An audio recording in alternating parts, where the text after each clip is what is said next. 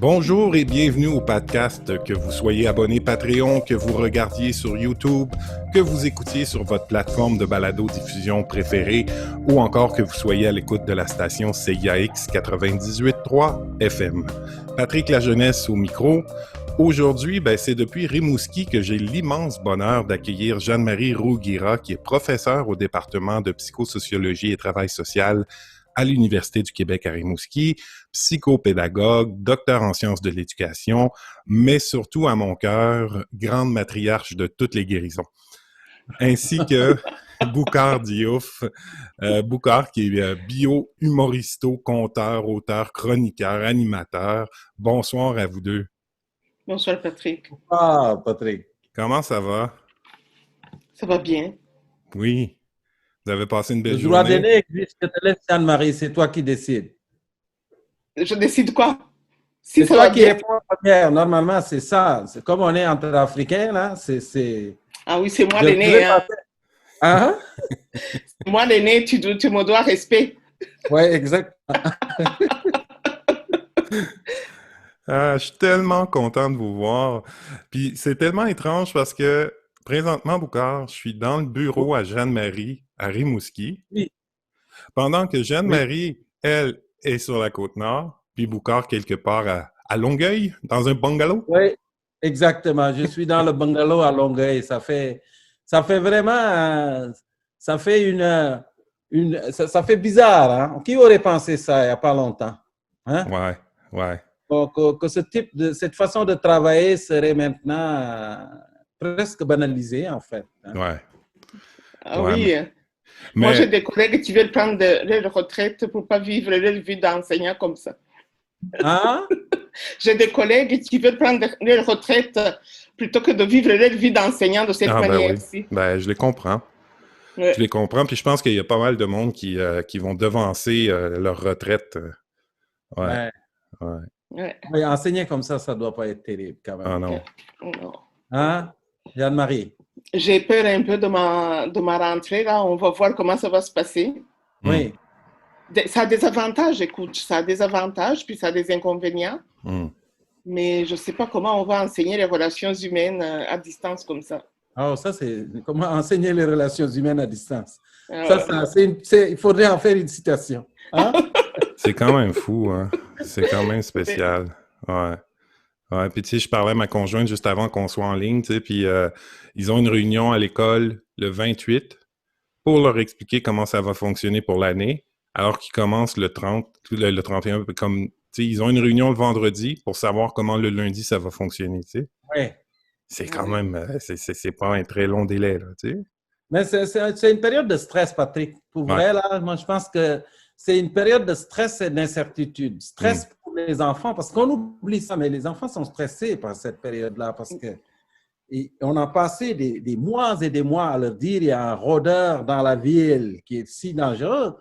Et maintenant, on leur dit il faut aller côtoyer vos amis, petits amis à la maison. Donc, ils sont stressés, les parents sont stressés, les enseignants sont stressés parce qu'ils ne savent pas à quoi s'attendre. Alors, je pense que si on mesurait le taux de cortisol chez le Québécois moyen au moment où on parle, là, je pense qu'on aurait d'énormes surprises. Alors, d'où l'importance de Jeanne-Marie en ces temps. Ben oui. Pour amener les gens à l'essentiel un peu. Ouais. Ben oui, tu sais, quand je disais dans mon introduction, matriarche guérisseuse, tout à fait, tu sais, puis Jeanne, tu sais, bon là, j'ai décliné quelques-uns de ses titres, là, mais ça intéresse beaucoup aux approches somatopédagogiques, à l'accompagnement, puis aux approches transculturelles, à l'autobiographie, tu sais, puis c'est toujours dans le champ de l'intervention psychosociale, donc on est en plein dedans, là, tu sais. On est en plein dedans. Oui. Dans 10 ans, Jeanne-Marie, tu vas traiter des traumas de 2020. Je ne sais pas s'ils vont attendre 10 ans. Hein. Ben, des fois, c'est long avant que ça ressorte, là. Ouais. Moi, j'ai l'impression qu'on a une épidémie de problèmes de santé mentale qui sourde par en dessous pendant qu'on est en train de s'inquiéter du coronavirus. Là. Et j'ai peur que nos sociétés aient à payer ça cher. Surtout qu'on n'est pas en Afrique, là, on n'est pas habitué à traiter des traumas collectifs. Mm. C'est ça. C'est ça ce qui est On dangereux, a quoi. aucune idée. On n'a aucune idée comment aborder ça, tu sais. Puis, Boucard, tu parlais d'emblée des enfants, là, tu sais. Puis, on n'en parle pas beaucoup, là. Il y a pas encore de rien qui est mis sur pied pour cet accompagnement-là auprès des Ouais. enfants, auprès des familles, tu sais. Mm. Comment verbaliser ça, là? C'est Ouais. avec les enfants. Mais moi, je pense que tu parlais de psychosomatique, mais c'est plus loin que ça. C'est que les traumatismes comme ça, comme ce que nous avons vécu cette année, qu'on continue de vivre présentement, avant, on pensait que ça n'avait pas l'effet sur les gènes, mais ça va plus loin que ça. C'est que maintenant, on se rend compte que ce type de traumatisme peut même influencer la génétique des gens. C'est un domaine tout à fait nouveau de la génétique qu'on appelle l'épigénétique. C'est l'épigénétique de la maltraitance. C'est connu que les gens qui ont vécu une certaine maltraitance, 2 générations, 3 générations plus tard, on peut le sentir. 4 générations. Qui ne l'ont même pas vécu et ces traces de stress sont restées dans leur gène. Alors, moi, je suis d'accord avec Jeanne-Marie, ce n'est pas banal ce que nous traversons et puis ton idée de trauma collectif, mais c'est tellement vrai ce que tu dis. Si je veux dire, si tu vas au Rwanda, les Rwandais, ils savent c'est quoi un trauma collectif. Ben, c'est ça, j'allais le demander. Puis même avant le génocide au Rwanda, ou peut-être chez les Sérères aussi au Sénégal, comment on se traite collectivement? Tu sais, si vous remontez à votre jeunesse, à vos souvenirs d'enfance, comment on fait quand quelqu'un est blessé pour le guérir? Tu sais? Comment la communauté s'en occupe? L'humain. Moi, au Sénégal, on a un proverbe que j'aime beaucoup citer et qui dit Nit nitay garabam en Wolof. Nit nitay garabam, ça veut dire l'humain est le meilleur remède pour son prochain. Ça veut dire et ça, c'est le proverbe préféré de ma mère. Ma mère le dit souvent, là, quel que soit ce qui t'arrive dans la vie, bien avant les médecins et les médicaments, c'est les humains qui vont te soigner. Si tu n'as pas les humains, tu n'as pas le médicament. Alors, c'est beaucoup ça. Moi, je pense que c'est le traumatisme, c'est toujours le réseautage autour. C'est les gens qui sont autour pour te dire, nous allons prendre un petit bout de ce que tu as pour que ce soit un peu plus léger pour toi. Mais voilà. L'humain, c'est un animal social. Et vivre dans un environnement... Le virus, ce qu'il a fait, en fait, le SARS-CoV-2, moi, je pense qu'il a dit aux humains, vous allez voir, je vais vous punir de la façon la plus sévère possible, c'est-à-dire vous empêcher d'être des animaux hautement sociaux que vous êtes. Vous ne pouvez plus voir l'autre. Vous allez vous enfermer. Et dans nos sociétés, la punition est basée là-dessus. Je veux dire, quand on veut punir quelqu'un, qu'est-ce qu'on fait? On te dit, on va t'enfermer, on sort des murs de la cité et on t'enferme parce que tu ne mérites pas d'être avec les gens. Et ce virus, c'est ça, c'est un peu ça qu'il a fait avec nous. Et je pense que pour se soigner, c'est les autres. On ne peut pas gagner. J'aime beaucoup, je trouve ça incroyable d'entendre beaucoup les dirigeants occidentaux sont toujours dans une métaphore guerrière. Là, nous ont attaqués, c'est la menace, les armes et tout. Il y a une part de vérité là-dedans, mais il n'y a pas d'armes en fait. Le virus, c'est juste collectivement, en se tenant ensemble qu'on pourrait y damer le pion. Mais parce qu'il n'y a pas de mitraillette pour tirer dessus ou individuellement, ça ne donnera rien. Même si ton voisin porte un masque et les autres disent on n'en a rien à foutre des masques, ben vous ne gagnerez pas la guerre. C'est ça la vérité. C'est un peu ça, l'humain, le meilleur remède pour son prochain. Et moi, je pense que ça s'applique beaucoup à la situation qu'on traverse aujourd'hui.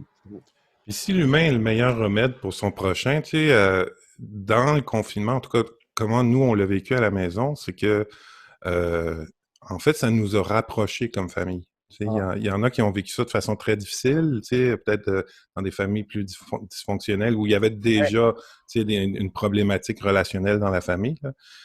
Mais chez nous, ça nous a rapprochés et ça a créé des choses magnifiques. Mais là, tu sais, après un certain temps, les enfants, là, bien contents d'être avec papa et maman, là, mais tu sais, ma fille, elle vient d'avoir 16 ans, tu sais, elle a besoin de voir ses amis, c'est viscéral, là, tu sais, c'est viscéral. Ouais.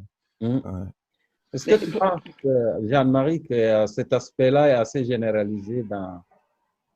Je veux dire, est-ce que le virus a eu cet impact-là en général? De rapprocher les gens? Les gens qui... Ben, tu sais, ça, c'est une question sociologique importante parce que ça dépend des classes sociales. Oui. Et ça dépend des classes sociales, ça dépend de beaucoup de choses. Il y a des gens qui étaient en train de faire des métiers essentiels un peu partout. Oui. Ils n'étaient pas à la maison. Ils avaient peur d'approcher leurs enfants, d'approcher leurs chums. Il y a des gens qui ont été confinés avec des conjoints ou des conjointes dans des situations de violence, dans des situations de violence conjugale, de violence sexuelle. Les recherches l'ont bien montré déjà que dans les situations de pauvreté, de promiscuité, les gens n'avaient aucune chance de bien vivre.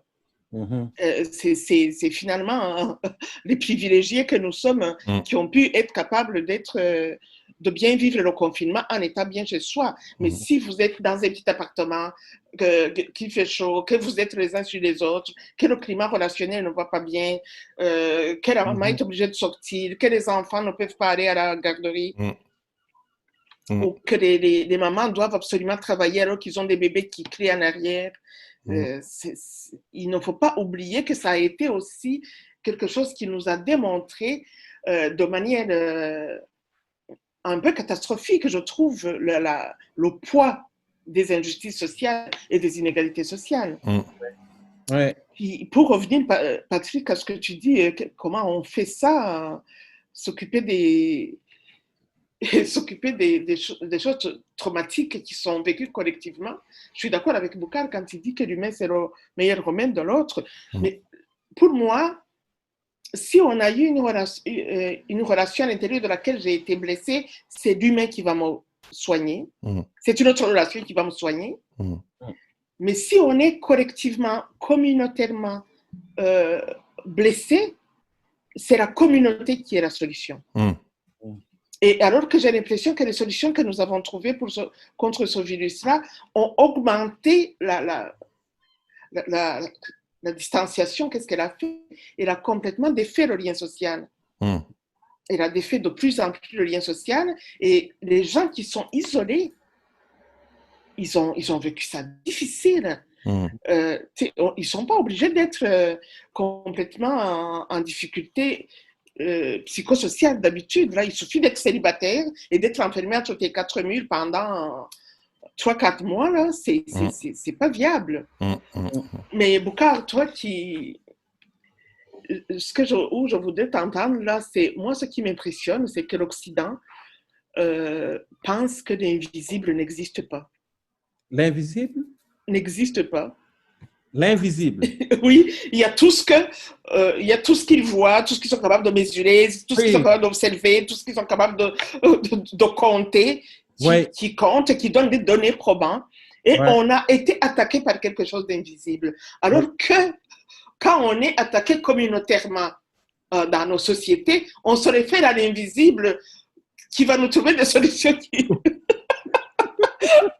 Alors, je ne l'avais pas vu celle-là, mais c'est vrai ce que tu dis. Je me demandais que tu t'en allais avec ça, Jeanne-Marie, c'est génial. Parce que c'est surtout je pense que le modèle dans lequel nous vivons collectivement, c'est un modèle qui glorifie beaucoup la grosseur, c'est quelque chose de gros. Nous avons un énorme problème. Non, on n'a pas un énorme problème, c'est un problème invisible. Puis en fait, je pense que les gens, l'obsession pour la grosseur, la grandeur, leur a fait oublier que c'est la petitesse qui a créé la vie. L'invisible. Je veux dire, les virus, j'ai fait une entrevue avec un journaliste, puis à un moment donné, il me dit comme ça en ondes, il dit, mais à quoi ça sert un foutu virus? J'ai dit, à occuper la place qui lui revient dans la biosphère. Qu'est-ce que tu veux que je te dise? À quoi ça sert un humain? Est-ce que tu peux me raconter ça, toi? Ça sert à quoi un être humain? Si on posait la question aux arbres, là, aux éléphants d'Afrique, aux tigres, qui sont en voie de disparition, on leur dit à quoi sert l'être humain? Quelle réponse on aurait? Alors, et je trouve ça fantastique comme venant de quelqu'un qui n'est pas de l'univers des sciences, qui vient des sciences sociales, parce que je pense que c'est ça qui traumatise les gens, c'est que l'ennemi est invisible. Nous, on nous apprend souvent dans les cours, tout ce qui est relié au stress, que quand l'individu est soumis à un stress qui menace sa mort, il y a 3 possibilités de réponse. Les biologistes, fuir, courir et échapper. La deuxième réponse, c'est figer. une place, il y en a qui le font. Je fige, ça c'est biologiquement, on dit à l'autre qui nous menace, je suis une roche, je n'ai pas d'intérêt pour toi. Je suis une roche, passe ton tour, tu ne pourras pas manger une roche. Hein. Alors, et il y a l'autre qui c'est combattre. Et il n'y en a pas il n'y a rien qui marche avec un virus. Alors donc, tu fuis, les Anglais appellent ça les 3 F, freeze, fight or fight. Hein? Et on n'a pas d'armes, ça fait qu'on n'a pas d'armes, on ne le voit pas, le truc, la menace, donc il nous reste juste à s'enfermer, puis à attendre, puis on ne le voit pas. Et ça, je pense que le traumatisme est là, parce que non seulement on ne le voit pas, mais plus machiavélique que ça encore, c'est que les gens qui sont malades, quand quelqu'un a l'Ebola, là, ou quelqu'un a le choléra, on le voit, les symptômes sont là. Je peux dire, lui, là, il tousse, puis je le vois là, puis il est en train de cracher du sang. Mais ce virus, il a dit, non, je vais être plus machiavélique que ça.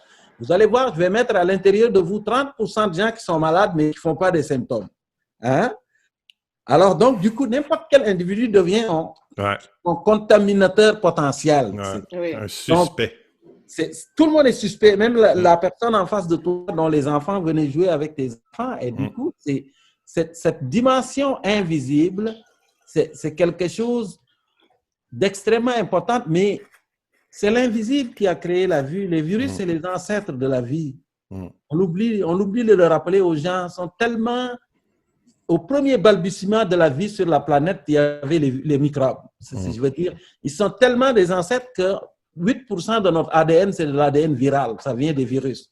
Et 80% de notre génome, c'est du génome qui nous vient des microbes. Ils sont en nous, ils nous aident à digérer. Tu les enlèves de nos intestins, on va mourir. Ils contrôlent notre cerveau, ils font ce qu'ils veulent avec nous. Alors, donc, quand on regarde ça de très près, on se dit, les deux se ressemblent. Anne-Marie, l'invisible dont on prie pour nous protéger de l'invisible.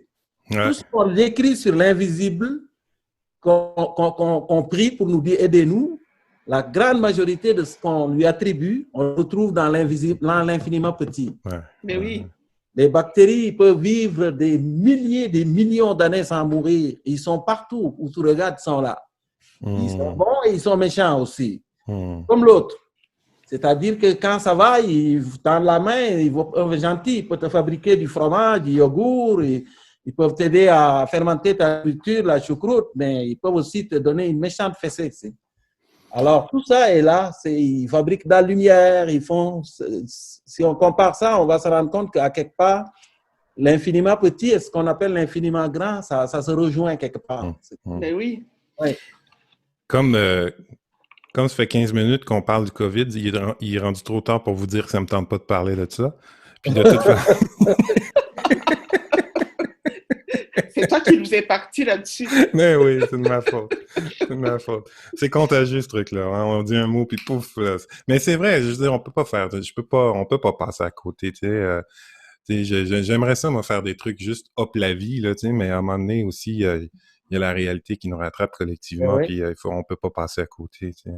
Puis pour les gens qui connaissent peut-être moins Jeanne-Marie, je pense aux auditeurs de la station de radio ou autres, si on parle de trauma, c'est que Jeanne-Marie est rwandaise, donc Jeanne, t'as quitté le Rwanda au début des années 90 pour venir au Québec. C'est à peu près en même temps que toi, Boucard, hein? Oui, Jeanne-Marie, est-ce que tu es arrivé avant moi ou après moi? Un an après toi. Toi, tu es venu en 92, je pense. Ah, d'accord. Donc, c'est vrai, je pensais qu'on est arrivé en même temps un peu. Non, je suis arrivé moi, je suis arrivé en 91, Jeanne-Marie. En 91? 91, oui. Alors, moi, je suis arrivé en 93. Puis, vous vous êtes rencontrés ici à Rimouski. À Rimouski. Ouais. À l'époque, Boucard disait, je m'appelle Boucard, je suis un connard de Dakar qui étudie à l'ICAR. C'est vrai, hein? C'était déjà un slammer, tu sais, il faisait du slam, Boucard, là, tu sais. C'est vrai, hein? On a eu du plaisir, là, quand même. Hein? Ah oui. À l'époque, on était si peu nombreux à Rimouski, là, ça faisait comme une petite communauté. Tu te souviens quand je disais je suis Boucard Diouf et j'habite le quartier italien de Rimouski? Oui, Pour vrai? Ah oui. il se trouve entre la maison du spaghetti. Oui, entre le Pizza Patio et la maison du spaghetti, parce que c'est là que j'habitais exactement. Hein? Oui. Bon, en tout cas, moi, j'ai tellement de reconnaissance pour le fait que vous soyez venus, 2 virus de l'extérieur, contaminer le Québec. J'en vois encore les fruits parce que tout à l'heure, j'étais sur la galerie devant chez Jeanne-Marie à Rimouski, tu sais, puis je prenais l'air un peu. Puis je voyais des Africains passer, tu sais, puis je me disais, wow, à Dixville, tu te rappelles, Boucard, t'es venu chez nous à Dixville? Oui. Ah, il y a 0 Africain, hein, mais donc on voit à Rimouski quand même que je sais pas si c'est Lucar ou les. Qu'est-ce qui a amené autant d'étudiants africains à Rimouski? Ben, pas Mais que moi, les quand je études. suis arrivé, vas-y, Jeanne-Marie. Non, vas-y, Bouka. Vas-y. Mais moi, quand je suis arrivé en 91, beaucoup des Africains qui venaient étudier beaucoup dans les sciences de la mer. Donc, il y en a qui étaient venus pour l'océanographie, mais surtout des gens qui étaient là pour la gestion des ressources maritimes. Donc, beaucoup de gens qui viennent des pays côtiers de l'Afrique, qui sont venus faire une maîtrise dans ce domaine-là. Et il y en avait beaucoup, à part les quelques étudiants qui étaient au premier cycle aussi, en administration.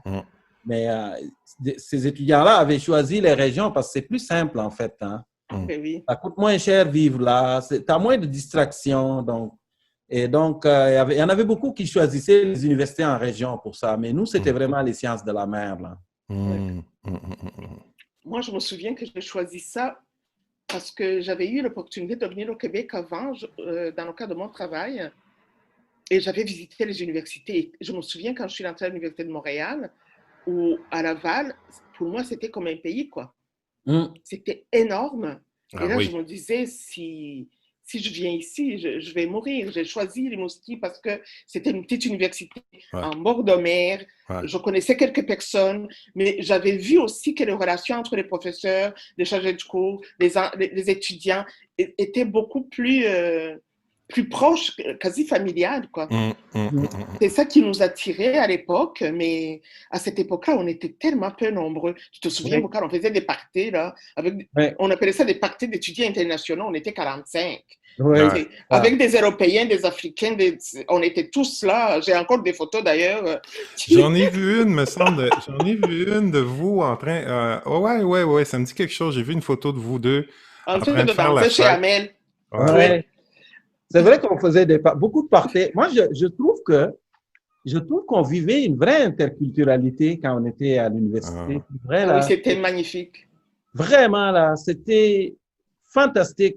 On faisait des soupers et les gens venaient avec ce qu'ils avaient préparé chez eux. Ils mettaient ça sur la table. Il y a une période où je faisais des fois venir un orchestre de Québec ou de Montréal. Et puis, les gens venaient, ils faisaient de la salsa ou des fois, c'était des percussionnistes guinéens. Et puis, vraiment, là, ça a été, moi, je pense que ça a été, c'était une très belle époque. Moi, j'ai aimé, j'ai adoré ce lieu d'échange qu'était l'université. Beaucoup, beaucoup. Je ne sais pas ce qu'est devenu l'université maintenant. Moi, j'y suis arrivé en 2016, puis ça a sûrement changé, puis je ne peux pas témoigner des années 90, mais moi, j'ai commencé à fréquenter l'UQAR en 2016. Puis la première chose qui m'a frappé, c'était exactement ce que vous avez dit, c'était la proximité des gens, le fait que ce soit une petite université, mais certainement que ça a changé, tu sais. Puis, mais je sentais ça, tu sais. Puis moi aussi, j'ai visité l'Université Laval, puis c'est carrément une ville, là, tu sais, l'Université Laval. Tandis qu'à Rimouski, c'est quand même familial, même, je dirais, là, tu sais, l'ambiance, là, moi, j'ai adoré. Mais ça n'empêche que... vous êtes quand même... La vie que mènent les étudiants internationaux aujourd'hui n'a absolument rien à voir avec la vie que nous avons vécue. Ah ouais. Parce que nous, là, on était si peu nombreux que je ne pouvais pas faire un ghetto là, avec des Rwandais. Il n'y en avait pas. Tu sais, Boucard ne pouvait pas faire un ghetto juste avec des Sénégalais. Tandis qu'aujourd'hui, on peut avoir un groupe de Sénégalais qui se tiennent entre Sénégalais, qui parlent Wolof partout et à la puis un groupe de Camerounais, puis un groupe de... Il y a comme le fait qu'on a augmenté le nombre. À l'époque, on était comme 45, là, aujourd'hui, ils sont 500. Oui. Oui, comment? Ah oui. 500. Lucar a 500 étudiants étrangers? Oui, cher. Ah, Le ouais. campus de Rimouski, en plus, tout seul, tu sais. Alors, ça a augmenté. Il ne faut pas oublier que je trouve que les journalistes ne le disent pas suffisamment, mais le fait qu'il y a de plus en plus de problèmes démographiques, le vieillissement de la population, le manque de main-d'œuvre, fait que des universités occidentales, un peu partout, ils se sont lancés sur l'internationalisation des études. Absolument, oui. Ils ont travaillé fort pour aller chercher du monde, même si ça coûte extrêmement cher. Alors, il y a ça qui fait que ça s'est multiplié par 10 sur 20 ans. Oui. En plus de cela, Rimouski est devenue 14e ville d'accueil des réfugiés. Ah oui, ici au Québec. Ici au Québec, prise en charge par l'État. Ce qui fait que depuis les 3 dernières années, il y a eu à peu près 200 personnes qui sont arrivées d'Afrique ou de Colombie comme réfugiés, ce qui fait que ça a totalement changé le... Mais il faut le répéter ça, Jeanne-Marie, quand même, souvent, parce que quand on entend une certaine presse de Montréal parler des régions, et tu as l'impression que c'était encore, ils les voient tout le temps comme des endroits monolithiques, avec juste des Québécois dits de souche qui habitent là, et qui ont peur de voir l'étranger arriver, mais c'est totalement une fausseté. Moi, je le répète tout le temps dans la presse ici, mais moi, je leur dis, écoute, même si tu vas à Gaspé, là, tu vas voir, là, c'est plus pareil. Là. Moi, j'ai vécu à Gaspé dans les années 90, et aujourd'hui, il y a quand même des immigrants qui vivent là, là. Il y en a de plus en plus. Même à Fermont, dans le mur, j'ai trouvé des immigrants qui vivent là. Tu sais. C'est la semaine passée, j'étais sur la Côte-Nord. J'arrive à l'hôtel, j'appelle à l'hôtel, c'est un Africain qui me répond. J'arrive au restaurant, c'est un Sénégalais qui me sert. À midi, c'est une femme cubaine qui me sert. Ce n'est plus le même Québec que les gens fantasment des années 70 puis des années 80. L'imaginaire collectif québécois n'a pas suivi le développement de l'immigration sur le territoire.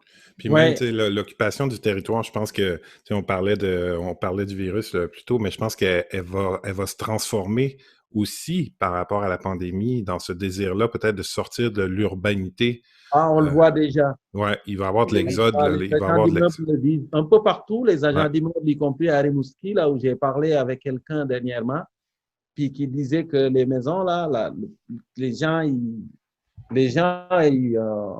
ça parle comme des petits pains, là.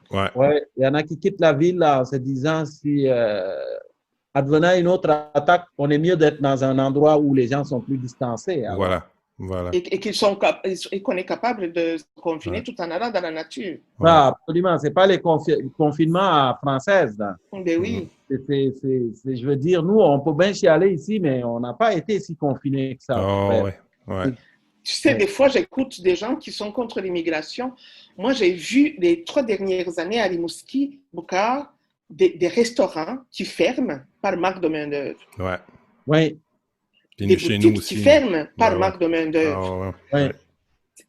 Pendant le confinement, là, quand tu t'en allais dans les épiceries ou chez Walmart, là où c'était encore ouvert, là, tous les employés, c'est comme, je ne sais pas, à peu près 15% des employés sont des étudiants internationaux. Ben oui.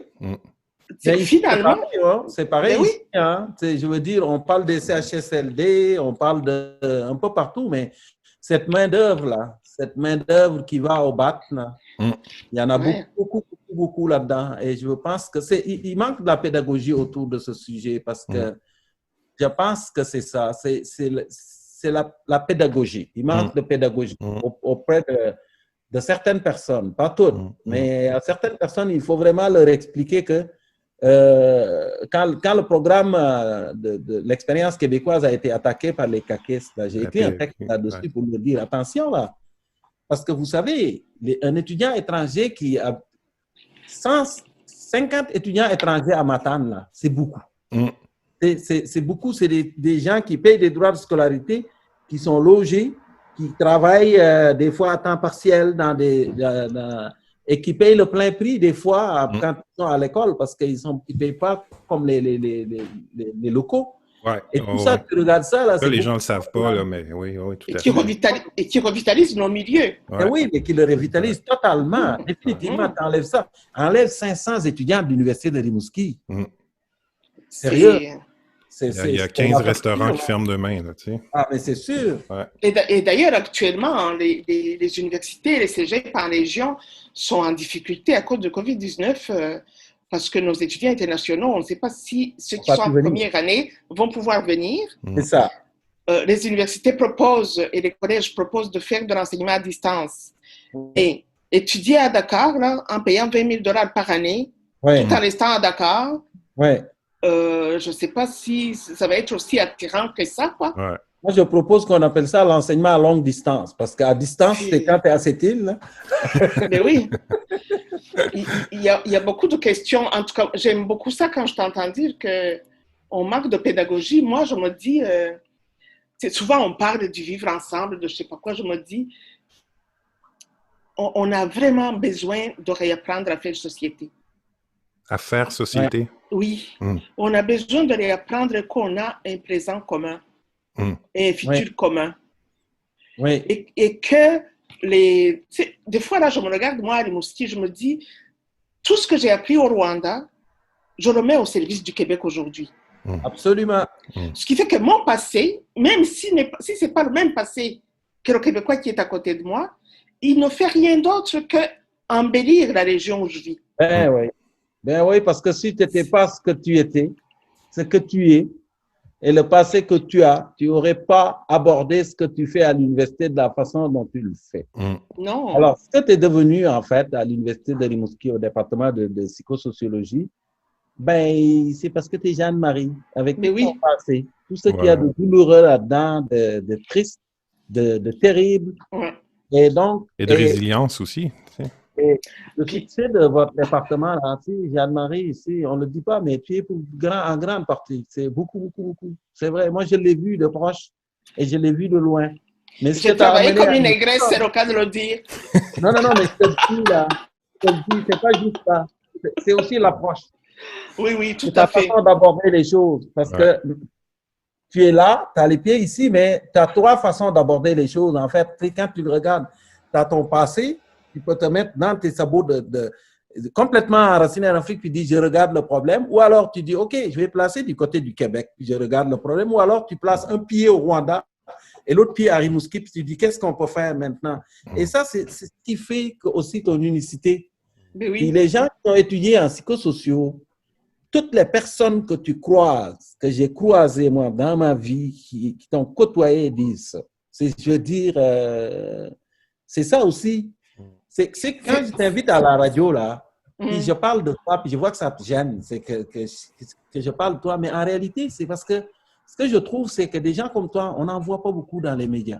Et quand vient le temps de parler d'immigration, c'est toujours les gens extrêmement clivants qu'on amène à la télé ou à la radio et qui parlent au nom d'un minuscule groupuscule ou au nom d'une espèce d'idéologie. Et ils sont là-dessus et ça lève le cœur des gens, ça amène des tiraillements, mais les aiguilles, je vais aller, permets-moi d'utiliser un proverbe sénégalais qui dit pour régler une dispute, c'est préférable de choisir une aiguille qui coud plutôt qu'un couteau qui tranche.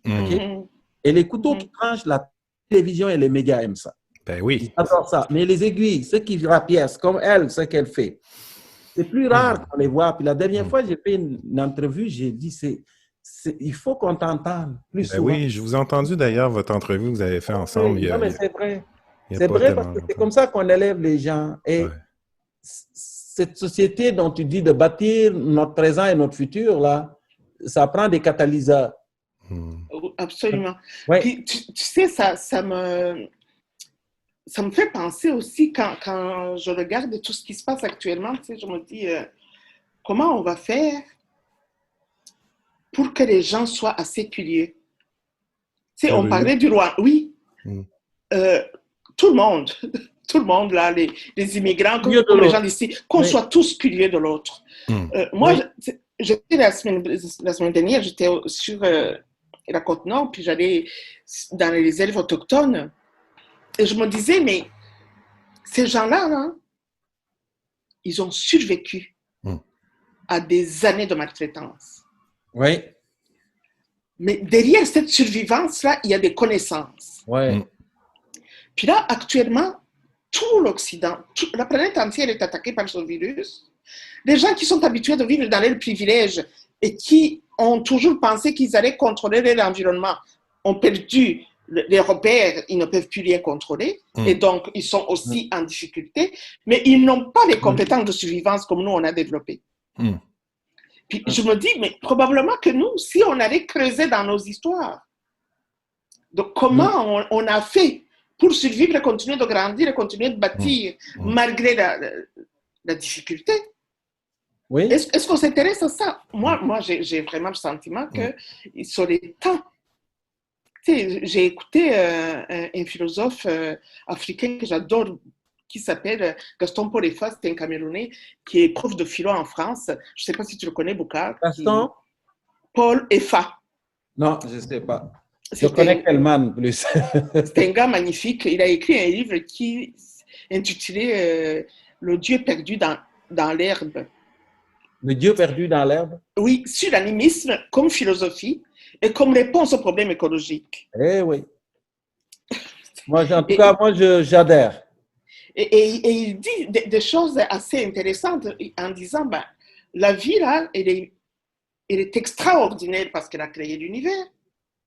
Oui. Mais elle est si minuscule et si invisible. Et si tu veux, être créateur de vie, être vivifiant pour ta communauté, il va falloir que tu apprennes à te baisser un peu. Puis à aller regarder. À te baisser, oui. À te baisser un peu. Puis regarder ce qui est dans la rosée. Voilà. Oui. Mon grand-père faisait ça, moi. Tu vois, moi, mon grand-père était animiste. Et puis, mon père aussi. Par la suite, il a changé de religion, mais il mélange les deux. C'est un syncrétiste, comme on dit, comme beaucoup d'Africains d'ailleurs. Et mon grand-père, quand venait la saison des pluies, il remerciait les arbres. J'ai écrit un bouquin là-dessus qui s'appelle « Rendez à ces arbres ce qui appartient à ces arbres ». Il prenait le lait, il versait sur les baobabs, il remerciait les plantes. Ensuite, il remerciait la terre. Il y avait la part des arbres et la part de la terre. Et quand tu regardes ça, d'un point de vue animiste, il dit, eux autres, ils avaient compris. Pour vrai, là, ils avaient compris. Parce que même quand tu le regardes sous l'angle de la biologie, et tu comprends que c'est les acteurs les plus importants de la vie, de la création qui remerciaient. Invisible et sous l'arbre. Ce qui fait la grandeur de l'arbre, c'est invisible et c'est dans la terre. Mais l'arbre, quand tu le regardes, c'est elle qui nourrit tout le monde. Et les animistes avaient cette espèce de respect pour les plantes et pour ceux qu'ils ne voyaient pas. C'est pas parce que tu ne le vois pas que ça n'existe pas. Oui, tout à fait. Alors, et c'est pas parce que tu ne le vois pas que c'est pas puissant. Ça peut être plus puissant que ce que tu vois. Hein? Et puis, c'est la vérité, c'est que ça, on a eu une coupure nette, mais je pense que les philosophies animistes de l'époque qui ont été balayées pas mal un peu partout, parce que c'est ça la vérité. Et les Premières Nations ici, c'était ça aussi, là. Je veux dire, c'était pas parfait, mais ils avaient cette espèce de rapport singulier avec la nature. Et d'ailleurs, quand tu vas les voir chez eux, je suis rentrée à Ouachat dans une boutique absolument magnifique. À Ouachat, oui. Ouachat, Mayotenam. Oui, puis une boutique qu'une femme autochtone a mis là pour pouvoir développer comment je dirais, les traditions pour permettre aux femmes qui font du perlage, qui font des mocassins, de gagner leur vie convenablement et arrêter de travailler à $3 de l'heure. Là. Ouais. Et je discutais avec les filles qui étaient là, puis elles me disaient, mais ça c'est la peau d'un ours, ça c'est la peau de... Je sais c'est qui est allé attraper ça, mais voici comment ils s'y prennent. Donc, les étapes. Oui, c'est quoi les étapes? Ils montraient les étapes, puis il y a une espèce de conscience, de co-appartenance à cet univers avec tous les vivants que nous, on a perdu, mais que nous avons besoin de récupérer. Oui.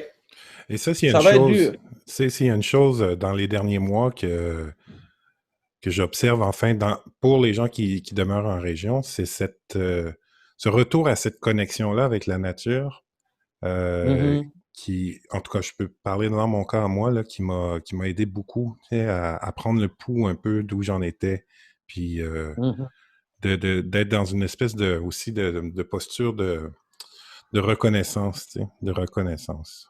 Du petit au plus grand. Tu sais, je trouve ça magnifique.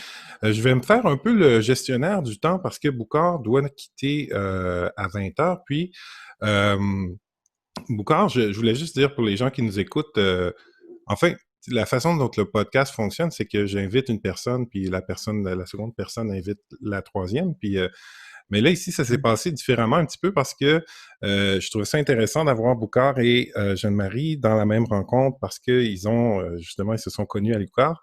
Moi, j'ai connu Jeanne-Marie à l'UQAR comme professeur, puis j'ai connu Boucard quand il est venu à Dixville dans le cadre de l'émission La Petite Séduction. Il est venu à la maison, on a mangé avec ma maman qui était tellement fière de manger avec Boucard. Et puis, ça a été un moment magique. Donc, voilà un petit peu le contexte pour les auditeurs du fait qu'on soit tous les trois ce soir.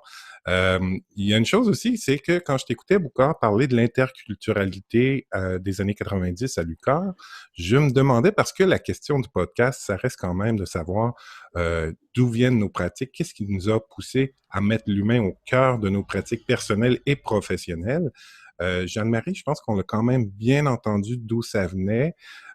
Boucard, je me demandais, le passage du biologiste à l'humoriste-conteur, est-ce que ça, je suppose, là, tu me dis si je suis dans l'erreur, mais est-ce que ça se peut que cette interculturalité-là, ce vivant-là qu'il y avait dans la communauté de l'UQAR ait créé le conteur, le rassembleur, le gars de party, tu sais?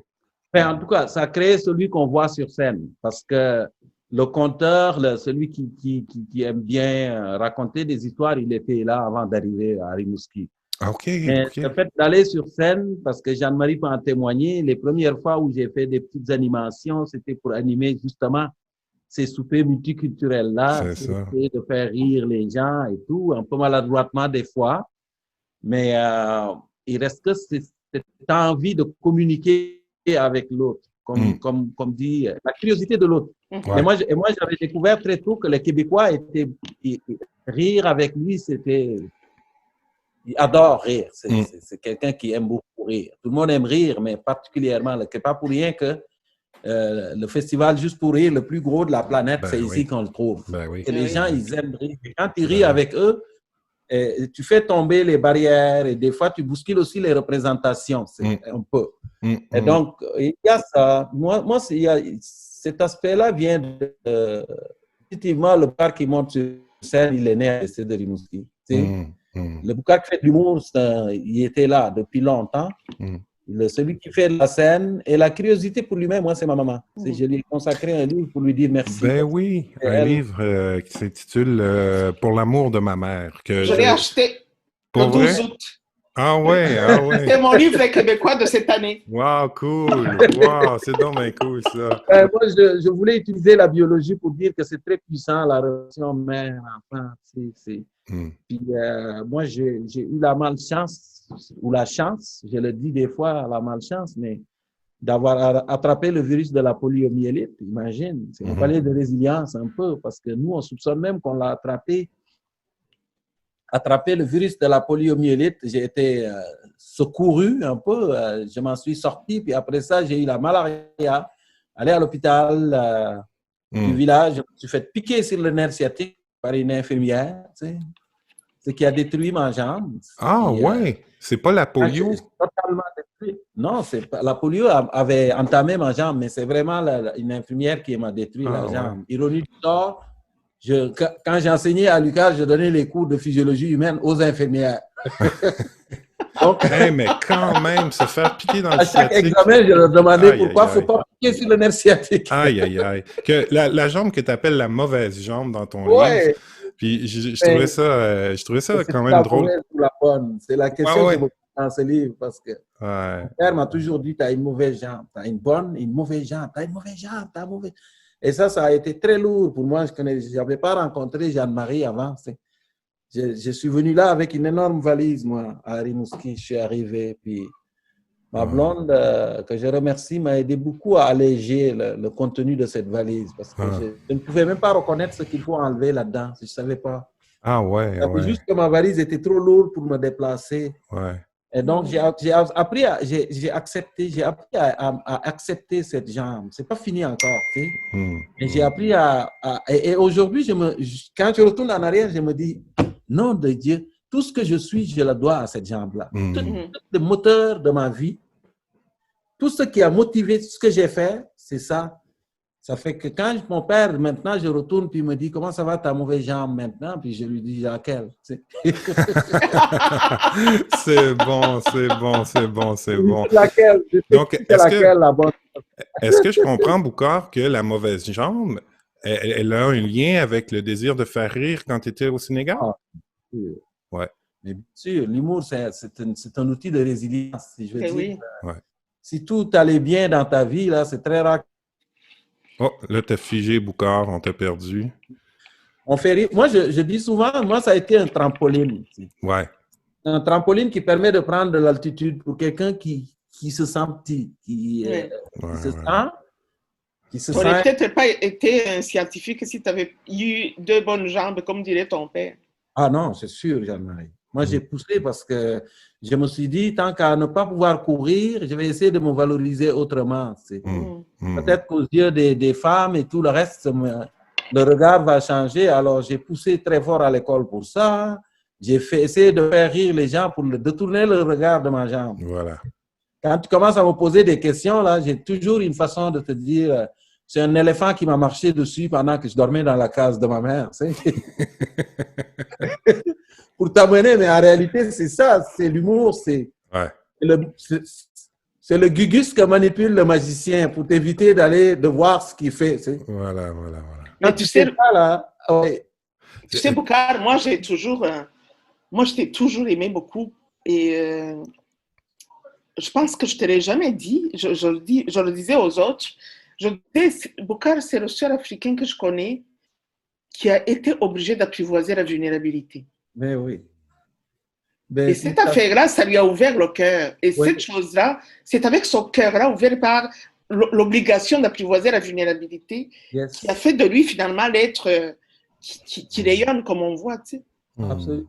C'est essayer de dominer tes peurs, en fait. Ouais. Tes peurs, tes inconforts, tes complexes, surtout le mot complexe, il y a beaucoup. C'est moi, j'ai toujours eu un rapport très complexe avec mon physique. J'aimais pas ça. Ma jambe, le clopinement et tout ça, j'aimais pas ça. Ça m'habitait tout le temps. Et j'ai essayé par toutes sortes de chemins de contournement. Alors, c'est un peu ça, moi, l'histoire de ma vie. Hein. C'est l'histoire d'un gars qui voulait courir plus vite que les autres, puis qui a trouvé des trucs. En tout cas, j'ai hâte de lire ce livre-là, Jeanne-Marie. Je vais peut-être te l'emprunter si on se voit assez rapidement cette semaine, mais j'aurais aimé, juste par rapport à ce livre-là, d'ailleurs, je vais mettre le lien sous la vidéo pour les gens qui veulent se le procurer. Puis j'ai juste ressorti, si tu me permets, Boucard, une petite citation du livre. En fait, c'est pas tiré du livre, c'est, je crois qu'il t'explique un peu pourquoi tu as écrit ce livre, puis ça dit, ça va comme suit. Oui. Maman, je tenais à raconter la femme exceptionnelle que tu es dans ces pages pour que ton esprit continue de vivre dans le cœur de tous les gens qui liront ces lignes. Qu'ils s'approprient tes sagesses sur la famille, la solidarité, le bien-être ensemble. À travers ton histoire que je raconte dans ce bouquin, je salue du même souffle le travail et l'amour de toutes les mères de la Terre. Merci d'être ce que vous êtes, mère au franc cœur. Merci pour ce que nous sommes et pour ce que nous serons. Je tenais à le dire parce que c'est magnifique. C'est magnifique. Ça m'a énormément touché. Ben, c'est ça, hein, je veux dire, c'est là beaucoup de la biologie parce que quand on dit les enfants, c'est moitié-moitié, c'est de la bullshit, là, tu sais. Bref, la bullshit, moi, je le dis tout le temps. OK, au commencement, il y a quelqu'un qui amène un ovule, d'accord, qui est rempli de réserves de nourriture. L'ovule, c'est 4000 fois la taille d'un spermatozoïde. Et pourquoi l'ovule est énorme? C'est parce que la maman, il stocke ses réserves, tu sais. en disant au bébé, ben ça, tu pourras manger ça en attendant que je te plug sur mon système circulatoire. Tu vois, alors un peu comme le garçon qui s'en va à son premier appartement, puis sa maman lui fait des plats congelés. C'est un peu ça. Et même pour la génétique, c'est pas vrai que c'est 50-50. C'est une fausse chose. Les mamans ont plus dans la génétique de l'enfant que le bébé et que le papa, parce que la queue du spermatozoïde ne rentre pas pendant la fécondation. L'ovule aime la tête, mais la queue, il ne veut rien savoir. Elle l'élimine. Ce qui fait que l'ADN mitochondrial, dans le jargon des biologistes, l'ADN mitochondrial, les mitochondries étant les organismes qui nous donnent l'énergie, qui fabriquent l'énergie dans les cellules, l'ADN mitochondrial vient de la maman seulement, du papa. C'est pour ça qu'on l'utilise pour faire la généalogie moléculaire. Alors, c'est ça, c'est porter quelqu'un dans son ventre, le plugger sur ton système circulatoire pendant 9 mois, l'accoucher, lui donner ton sein pour le nourrir. Et c'est pas banal. Et à chaque étape, c'est tellement beau. C'est quand tu regardes ça sous un angle, en mélangeant la biologie et la poésie un peu. Parce que, tu sais, je dis souvent aux enfants, tu sais, le Wi-Fi, le premier Wi-Fi, là, c'est entre la mère et son enfant, ça a été inventé. Ça s'appelle l'ocytocine. L'ocytocine, c'est le premier Wi-Fi au monde. C'est-à-dire que c'est une molécule qui, après l'accouchement, qui fait que juste le fait de penser à ton bébé fait couler le lait de ton sein. Il n'y a plus Wi-Fi que ça. Et parlant de maman, l'extrait que j'ai lu, je pense que je pourrais le dire à ma maman aussi, que je salue, que j'adore, que j'aime beaucoup. Et je fais le lien parce que une des raisons pour lesquelles je suis venu à Rimouski, c'est pour remettre ceci à Jeanne-Marie. Qui est un tambour du Rwanda. Puis j'explique brièvement le lien avec ma maman, c'est que mes parents, en 1969, sont partis vivre au Rwanda pendant 1 an parce que mon papa a enseigné à l'université de Kigali. Et ma sœur est née au Rwanda, que je salue d'ailleurs, Nathalie. Et puis, quand ils sont revenus, ils ont ramené beaucoup d'objets du Rwanda qui sont restés longtemps chez mon père. Puis, ma mère en a hérité aussi de quelques-uns. Puis, dernièrement, elle a déménagé, ma maman, en résidence pour aînés. Et puis là, elle se débarrassait de plein de trucs. Puis elle me dit, ben, est-ce que tu veux avoir le tambour? Puis, il y avait une lance Maasai aussi, que j'ai gardée chez nous. Puis là, quand j'ai reçu le tambour, je l'ai regardé, je l'ai touché, j'ai joué un peu avec. Puis il y avait comme quelque chose en moi qui montait, qui disait, ben c'est pas à moi ça. Ça appartient au Rwanda, il faut que ça revienne au Rwanda. Donc, je suis venu à Rimouski pour l'offrir à Jeanne-Marie. Je vais le laisser sur son bureau. Je suis dans son bureau. Et puis, oui, je suis dans son bureau parce que moi, je lis pas autant que ça, là. C'est pas moi l'intellectuel du groupe, là. Ben, c'est un beau geste, Patrick, je trouve. Oui, je suis très touchée. J'espère que Jeanne-Marie, tu le garderas dans ton bureau pour faire des thérapies avec les Uzungu qui vont passer là. Oui, c'est ça! La thérapie Uzungu. Puis je te laisse, Jeanne-Marie, un petit mot. Je te laisse un petit mot qui va avec. Pour que ton cœur encore et toujours batte au rythme de la terre natale, les soirs de nostalgie, comme les nuits de fête. Donc, je te laisse ici. Boucard, je sais que tu as une rencontre bientôt. Je sais pas, je regarde l'heure. Il nous reste peut-être 2 minutes. Je voulais simplement vous remercier. Ça a été un court, mais une superbe rencontre. Vous êtes super généreux d'avoir répondu à mon invitation. Et puis, voilà. Voulez-vous dire un petit mot de la fin avant qu'on se laisse? J'ai envie de dire quelque chose à propos de la réponse de Boucard. Il était en train de dire que qu'est-ce qu'il a amené d'Afrique, puis qu'est-ce qu'il a appris à Lucas dans ce qu'il est devenu. Moi, Boucard, je trouve que tes parents, ils peuvent être fiers parce que je trouve que tu as reçu une vraie transmission de la culture africaine et que tu en es resté fier et fidèle et que tu es devenu un porteur de culture qui fait de la transmission pour nos enfants. J'ai beaucoup de gratitude pour ça. Donc, donc, bientôt, on va entendre Boucardiser. Oui, ben, on l'entend déjà. Il y a un humoriste originaire de l'Acadie qui a fait un numéro, puis il dit, mais Boucar Diouf, là, lui, quand il va avoir des petits-enfants, est-ce que ces petits-enfants vont dire, Mon grand-père disait toujours, mon grand-père disait toujours. C'est clair. C'est clair, c'est devenu, je pense, pour l'ensemble du Québec, une expression qui marque pour les prochaines générations. C'est sûr. Ouais. Le mot bungalow. Et le mot bungalow. Bungalow. Puis ce soir, j'ai appris bullshit que j'adore entendre aussi de ta... bullshit, oui. Mais on marque, moi je pense que Jeanne-Marie, l'important, je pense, c'est de laisser des traces. Il y avait un petit conte que j'aime beaucoup, c'est un conte soufi. Tu sais?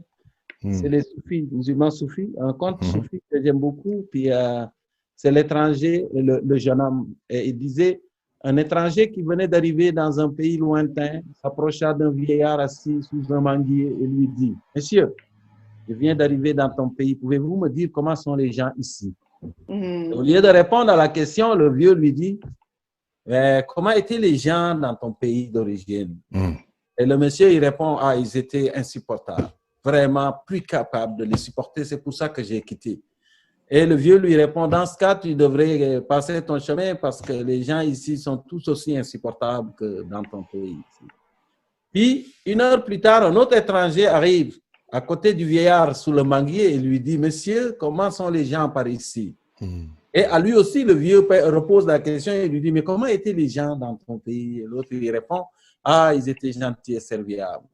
J'avais tellement d'amis, j'ai eu de la difficulté à partir. » Et le vieux lui répond, « Installe-toi ici. Les gens ici sont tous aussi gentils et serviables que dans ton pays d'origine. » Et le garçon qui écoutait la scène s'approche du vieux sous le manguier et lui dit, « Non, mais grand-père, mais tout le monde te prend pour un sage, mais maudit que tu racontes de la chinoute parfois. » C'est donner à la même question 2 réponses diamétralement opposées en l'espace de je ne sais pas combien, 45 minutes.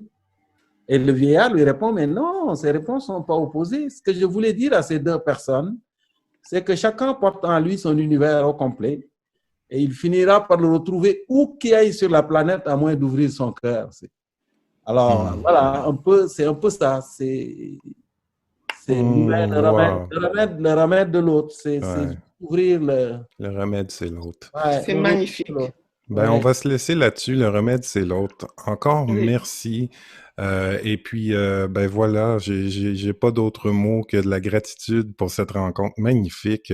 Puis moi, j'aime ça quand animé, j'ai juste besoin d'être spectateur, puis vous laisser aller. Hey Patrick, merci beaucoup. Puis ton geste avec le tambour, là, je l'aime beaucoup. Oui, moi aussi, j'aime beaucoup de gratitude.